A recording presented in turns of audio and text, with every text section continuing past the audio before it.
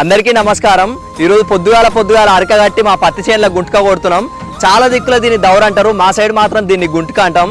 అయినా ఈ సంవత్సరం వర్షాలు మాత్రం ఆరుతడి పంటలు తప్ప పొలాలు అయితే అయ్యేటట్లు లేవు. ఎందుకనంటే చాలా ప్రాజెక్టులలో వాటర్ కింద లేవు.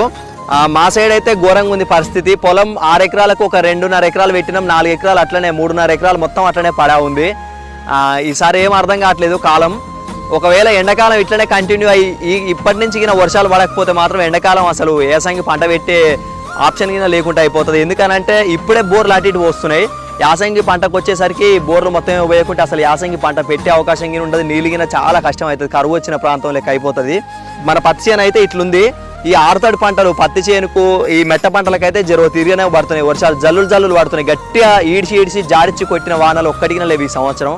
చెర్లలగినా మా ఊరు చెర్లలో కానీ ఇక్కడ చుట్టుపక్కల ఎక్కడ ఏ చెరువులగినా సరిగ్గా నీళ్ళు లేవన్నా.